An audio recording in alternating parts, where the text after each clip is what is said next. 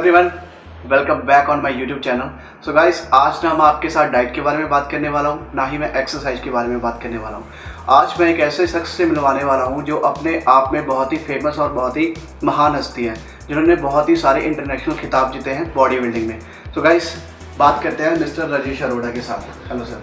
सत श्री अकाल सारे में। सर, आपने बॉडी बिल्डिंग की स्टार्टिंग कहाँ से की और अभी क्या कर रहे हो आप रिसेंटली? सर, मेरा जो बॉडी बिल्डिंग का सफ़र है सन 2000 से शुरू हुआ। जब मैंने जिम जाना शुरू किया, मेरे को ये नहीं पता था कि भी मैं प्रोफेशनल बॉडी बिल्डर बन जाऊंगा या मैं इंटरनेशनल लेवल तक बॉडी बिल्डिंग तक जा सकता हूँ। पर उस समय बॉडी बिल्डिंग की जो वैल्यू थी आज के अकॉर्डिंग बहुत ही कम थी, और जितने भी हमें मिलते थे लोग ये कहते थे कि बॉडी बिल्डिंग में कुछ नहीं है, आप छोड़ दो। बट हमारे मन में इच्छा यही थी कि भी नहीं, चलो कुछ ना बने तो जिम तो लगाएंगे ही, कुछ ना कुछ तो लाइफ में। कोई शौक ही इतना था कि हमें जिम के अलावा कुछ दिखते नहीं था। सन 2000 में जिम शुरू किया, वर्कआउट करते थे। उस समय हमें ये नहीं पता था भी कितना वर्कआउट करना है और कितना खाना है। बस हम तो सुबह चले जाना, 5 बजे जिम जाना, 10 बजे तक एक्सरसाइज लगानी, शाम को 4 बजे चले जाना और उसके बाद फिर 8-9 बजे तक वर्कआउट करना। आजकल जो एडवांस हो गई नॉलेज, भी फिटनेस की लाइन आगे चली गई है, उनको सबको पता है भी ज़्यादा देर वर्कआउट नहीं करना, डाइट भी प्रॉपर सेट करके करनी है। उस समय हमें किसी ने कह दिया भी खाओ, बस हमने खाना शुरू कर दिया। बट आज का टाइम और पहले का टाइम में बहुत ही ज़्यादा फ़र्क है। सन 2002 के बाद 2005 के अकॉर्डिंग मैंने थोड़ा सा अपने आप को डेवलप किया। मैंने अच्छे कोच से ट्रेनिंग ली। मेरे जो कोच थे सबसे पहले भूपिंदर सिंह गोरा थे, उन्होंने मेरे को ट्रेनिंग दी। उसके अकॉर्डिंग मेरे को कुछ बॉडी बिल्डिंग के बारे में नॉलेज हुई, अपने वर्कआउट को भी सेट किया, अपने डाइट को भी सेट किया। और उस समय जो मेरी फाइनेंशियली हालत थी बहुत ही कमज़ोर थी। मेरे जो फादर थे PRTC में कनेक्टर थे, हमारे घर का गुजारा भी मुश्किल होता था। मेरा एक ब्रदर और मेरी एक सिस्टर थी। और बस पहले घर वालों ने थोड़ा बहुत खर्चा लगाया, उसके बाद तो हमारा जो खर्चा था वो भी बंद कर दिया। मेरी माता तो मेरे को ये कहती थी कि हमने कौन से छोटे पालने हैं, सारा दिन खाता रहता है। बट फिर भी क्या, सुनते रहे, खाते रहे, चलते रहे। पर जो भी मेहनत सबके एक जिम में मैं कोच बन गया। वहाँ पे मेरे को 1500 रुपये सैलरी मिलती थी। ये सन 2003 की बात है। और मैं जिम की सफाई भी करता था और वहाँ पे कोचिंग भी देता था, उनकी फीसें भी इकट्ठी करता। चलो, ये हमारा जो बॉडी बिल्डिंग का सफ़र शुरू हो गया था सन 2000, जब मैं 21 साल में था, 2004 की बात है। उस समय मैं जूनियर, सब जूनियर होता है ना, जूनियर से भी नीचे, उनका हमारा पंजाब का कंपटीशन था, उसमें मैंने गोल्ड हासिल किया। तो मेरे को बहुत खुशी हुई, मेरे घर वाले में भी बहुत खुशी मनाई। थोड़ा बहुत मेरे घर के सपोर्ट देने लग गए मेरे को। उसके बाद घर की सपोर्ट के अकॉर्डिंग थोड़ा बहुत खर्चा करके मैंने उस समय एक छोटा सा जिम ओपन किया 2005 में। उसके बाद जो मेरे जो बॉडी बिल्डिंग का सफ़र था बहुत ही अच्छा कंटिन्यू चलता रहा। अगर सर मैं बात करूं कि आपकी बॉडी बिल्डिंग का करियर की, तो आपका रीज़न क्या था बॉडी बिल्डिंग स्टार्ट करने का? जैसे कि बहुत सारे यंगस्टर का रीज़न होता है कि कईयों की गर्लफ्रेंड धोखा दे जाती है तो वो बॉडी बिल्डिंग स्टार्ट करते हैं, बॉडी बनाना स्टार्ट करते हैं। इसी तरह अगर कोई किसी का पैशन होता है, आपका क्या रीज़न था मेन बॉडी बिल्डिंग स्टार्ट करने का?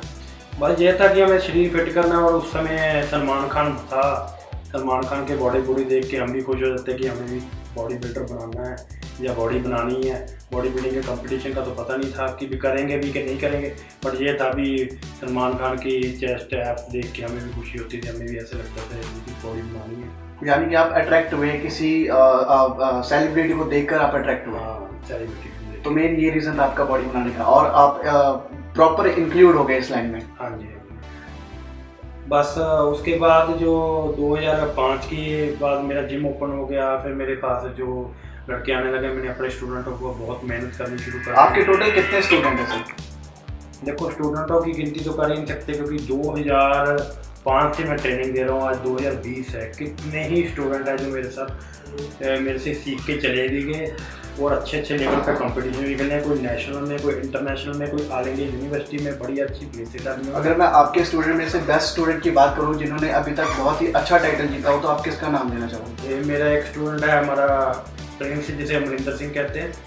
वो ऑस्ट्रेलिया में है, शेरू क्लासिक कंपटीशन, उसमें उसकी सेकंड प्लेस थी। बाकी मेरे और भी स्टूडेंट हैं जिन्होंने ऑल इंडिया यूनिवर्सिटी में गोल्ड मेडल या सिल्वर मेडल डाले हुए हैं। बाकी मैं यूनिवर्सिटी का कोच भी रहा हूँ, क्योंकि उस समय बॉडी बिल्डिंग की जो टीम थी पहले जाती थी कंपटीशन में ऑल इंडिया यूनिवर्सिटी में, आजकल इन्होंने बंद कर दी। तो बहुत ही जने जो मेरी गाइडेंस से ऑल इंडिया यूनिवर्सिटी में प्लेसेड डाली और अभी भी बहुत अच्छी गेम कर रहे हैं। और सर जैसे कि आपके पास यंगस्टर तो बहुत आते होंगे, तो मोस्ट ऑफ द प्रॉब्लम ये है कि सभी यंगस्टर को चाहिए कि 3 महीने में बॉडी बन जाए, 6 महीने में बॉडी बन जाए। तो आप इस चीज़ के बारे में क्या कहना चाहते हो? मैं तो सबको यही करना चाहता हूँ, बॉडी बनाना एक जादू नहीं है कि वर्कआउट किया और डाइट खाई, जो आजकल स्टीरॉयड चल रही है एकदम से स्टीरॉयड ली और बॉडी की काया पलट गई।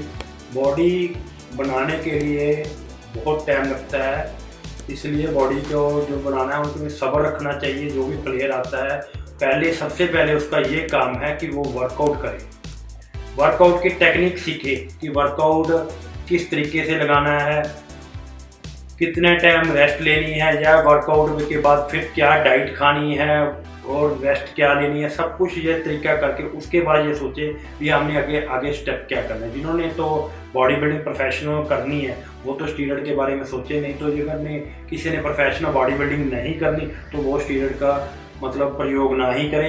आजकल सप्लीमेंट इतने बढ़िया आ रहे हैं कि भी आपके मसल बहुत अच्छे ग्रोथ कर सकते हैं। गाइस आपने ये बात ध्यान से सुनो कि जिन्होंने प्रोफेशनल बॉडी बिल्डिंग में आना है वो शॉर्ट टर्म यूज़ करें, शॉर्ट टर्म तो नहीं कह सकते, आई मीन स्टीरॉयड यूज़ करें, अदरवाइज और लोग यूज़ ना करें।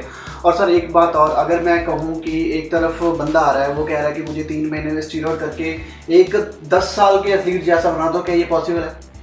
कभी भी ऐसे नहीं हो सकता। पहले तो मेरे पास कोई भी प्लेयर आता है मैं उनको ये पूछता हूँ कि आपका वर्कआउट करते कितनी देर होगी, उसकी बॉडी देखता हूँ। अगर वो बिगिनर है या बिल्कुल उसने कुछ नहीं किया तो मैं उसको स्टीरॉयड देता ही नहीं करूँगा, उसको सिर्फ यही कहूँगा तुम वर्कआउट करो।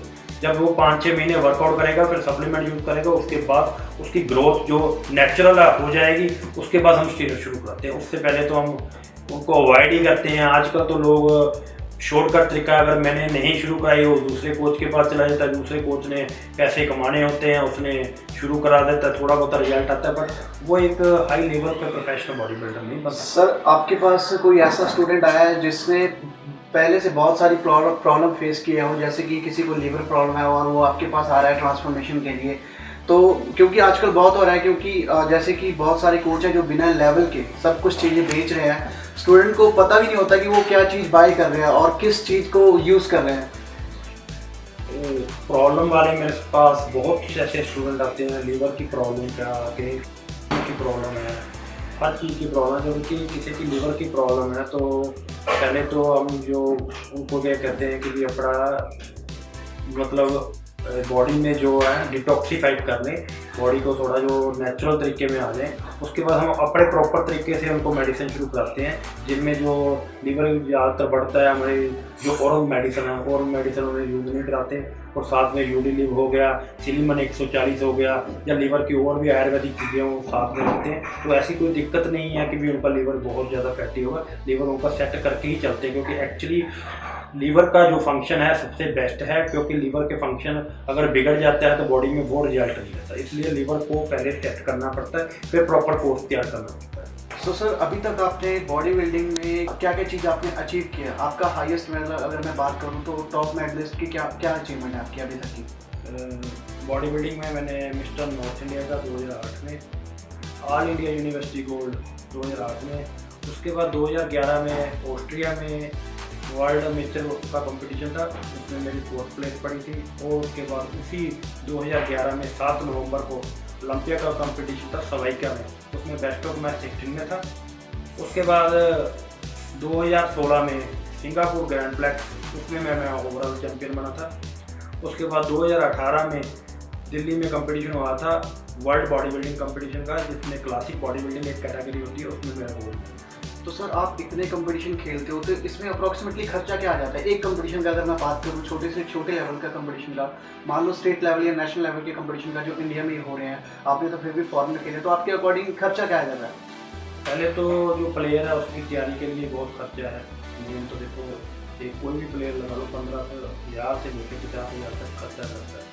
डिपेंड करता है उसकी जो कोर्स चल रहा है या वो कितना सप्लीमेंट यूज़ कर रहा है और क्या डाइट खा रहा है, उस पर सारा कुछ डिपेंड करता है। उसके बाद जो कंपटीशन है, जिसको पहले जब हमने नई नई गेम को शुरू की थी, कंपटीशन शुरू किए थे, उस समय कोई स्पॉन्सर नहीं थे कि भी किसी बॉडी बिल्डर को स्पॉन्सरशिप देती है कोई कंपनी, भी वो आगे बढ़ के मतलब उस कंपनी की ऐड करे और वो कंपनी उसको खर्चा दे। इस टाइम आपको कौन स्पॉन्सर कर रहा है आपको आगे बढ़ने के लिए? पहले तो देखो 2016 तक तो मैंने आप ही कंपटीशन लड़े थे, उसके बाद मेरे को शार्क कंपनी थी, उन्होंने सारा कुछ स्पॉन्सर कर लिया, वो मेरा डाइट का भी खर्चा कर लिया, सप्लीमेंट का भी खर्चा कर लिया, और जो मैं साइकिल यूज़ करता हूँ उसका भी खर्चा कर दिया। और मैं जो कोई कंपटीशन जाना चाहता हूँ उसमें भी वो मेरे प्रॉपर मेरा सहयोग दे रही है। उन्होंने अपने टिकट टुकट का सारा खर्चा मेरे को कहा है भी आप अपना कंपटीशन तैयार करो, हम आपको टिकट का खर्चा देंगे, कोई भी लाइफ में आपको प्रॉब्लम आ रही है किसी भी में, तो वो हमारे साथ हैं शार्क न्यूट्रिशन। यानी आपके सारे कंपटीशन का खर्चा जो है शार्क न्यूट्रिशन उठा रही है? हाँ जी, इस समय सारी जो मेरा डाइट का, मेरे कंपटीशन का जाने आने का सारा खर्चा शार्क न्यूट्रिशन। सर अगर आपकी ट्रेनिंग की बात करें तो ऑफ सीजन में आपकी ट्रेनिंग क्या होती है और आपकी डाइट क्या होती है ऑफ सीजन में? ऑफ सीजन में हम कार्ब बहुत ज़्यादा लोड करते हैं।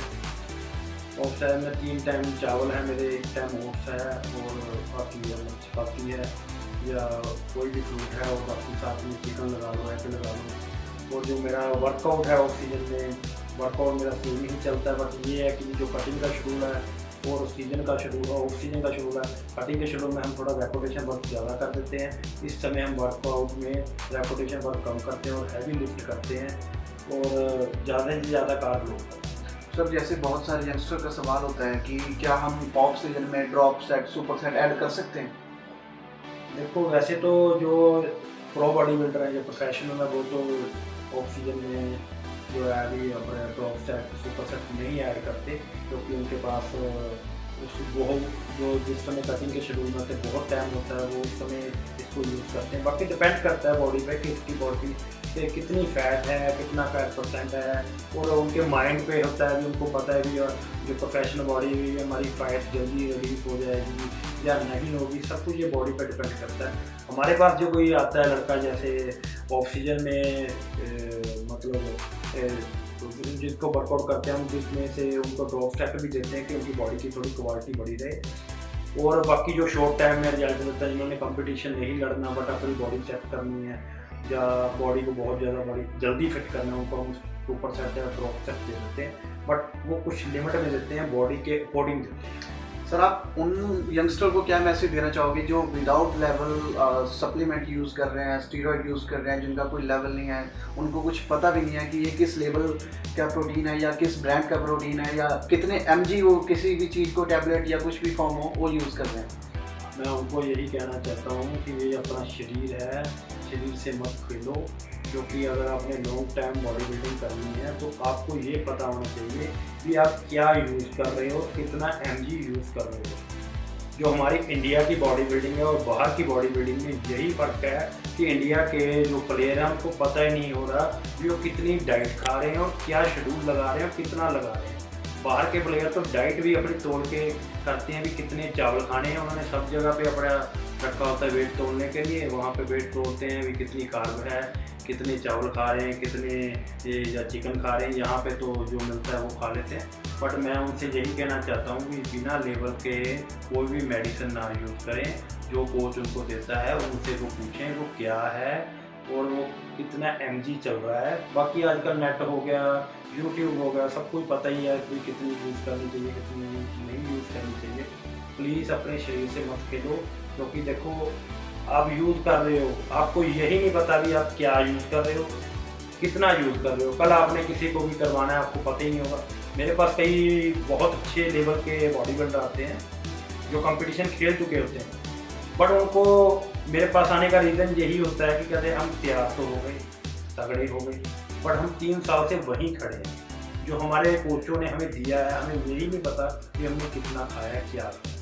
फिर हम उसको प्रॉपर तरीके से चलाते हैं कि क्या चीज़ कितनी लेनी है और क्या कमी रहेगी आपकी बॉडी में कि हम उसको दोबारा से आगे स्टेप में लेके जाएं या हमको और ज़्यादा आगे लेवल पर कंपटीशन पे चलाएं। सो गाइज यही रीज़न होता है कि हमारे इंडिया की बॉडी बिल्डर आगे नहीं बढ़ पा रहे, क्योंकि उनको स्टार्टिंग से ही मिस गाइडेंस जो मिल रही है जिस कारण वो आगे नहीं बढ़ पा रहे हैं। तो गाइज मैं आपसे यही प्रेफर करूँगा, मैं तो चलो छोड़ो, ये मेरे साथ इंटरनेशनल बॉडी बिल्डर बैठे हैं सर, तो इन्होंने भी आपको यही एडवाइस दिया कि विदाउट लेवल कुछ भी आप चीज़ बाय ना करें या कुछ भी आप चीज़ खाएं ना, क्योंकि आपके लिए बहुत ही साइड इफ़ेक्ट साबित हो सकता है। सो गाइस, ये थे मिस्टर राजेश अरोड़ा। आपने इनकी बातें सुनी होगी, इन्होंने जो भी बात की है, आप प्लीज़ इनकी बातों पे ध्यान से सुनिए ताकि वो आपके ज़िंदगी में काम आ सके। ये ऐसे नहीं बोल रहे, इनके पास 15 से 20 साल का एक्सपीरियंस है, इसलिए आज ये यहाँ पे बैठ के बोल रहे हैं आपके साथ, क्योंकि इन्होंने वो सब चीज़ें देखी है और वो सब चीज़ें ये प्रैक्टिकल भी कर चुके हैं। तो गाइज़, मैं आपको यही एडवाइस करूँगा कि आप जो भी करें एक अच्छी गाइडेंस के अंडर करें। अगर आप सर से बात करना चाहते हो तो मैं इनका लिंक जो है अपनी डिस्क्रिप्शन बॉक्स में डाल दूंगा, तो आप वहाँ से इनको कांटेक्ट कर सकते हैं पर्सनल ट्रेनिंग के रिगार्डिंग, डाइट के रिगार्डिंग या एक्सरसाइज के रिगार्डिंग।